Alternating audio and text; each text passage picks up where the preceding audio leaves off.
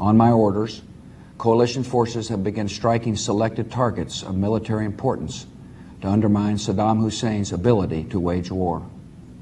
These are opening stages of what will be a broad and concerted campaign.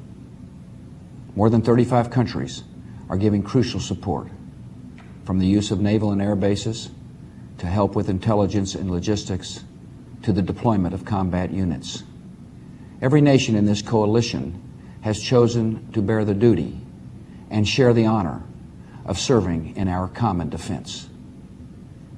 To all the men and women of the United States Armed Forces now in the Middle East, the peace of a troubled world and the hopes of an oppressed people now depend on you. That trust is well placed. The enemies you confront will come to know your skill and bravery. The people you liberate will witness the honorable and decent spirit of the American military. In this conflict, America faces an enemy who has no regard for conventions of war or rules of morality. Saddam Hussein has placed Iraqi troops and equipment in civilian areas, attempting to use innocent men, women, and children as shields for his own military, a final atrocity against his people. I want Americans and all the world to know that coalition forces will make every effort to spare innocent civilians from harm. A campaign on the harsh terrain of a nation as large as California could be longer and more difficult than some predict. And helping Iraqis achieve a united, stable, and free country will require our sustained commitment. We come to Iraq with respect for its citizens, for their great civilization, and for the religious faiths they practice. We have no ambition in Iraq except to remove a threat and restore control of that country to its own people. I know that the families of our military are praying that all those who serve will return safely and soon.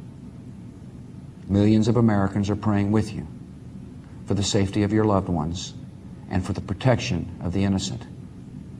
For your sacrifice, you have the gratitude and respect of the American people. And you can know that our forces will be coming home as soon as their work is done. Our nation enters this conflict reluctantly, yet our purpose is sure. The people of the United States and our friends and allies will not live at the mercy of an outlaw regime that threatens the peace with weapons of mass murder. We will meet that threat now with our Army, Air Force, Navy, Coast Guard, and Marines, so that we do not have to meet it later with armies of firefighters and police and doctors on the streets of our cities. Now that conflict has come, the only way to limit its duration is to apply decisive force. And I assure you, this will not be a campaign of half measures, and we will accept no outcome but victory. My fellow citizens, the dangers to our country and the world will be overcome. We will pass through this time of peril and carry on the work of peace. We will defend our freedom. We will bring freedom to others, and we will prevail. May God bless our country and all who defend her.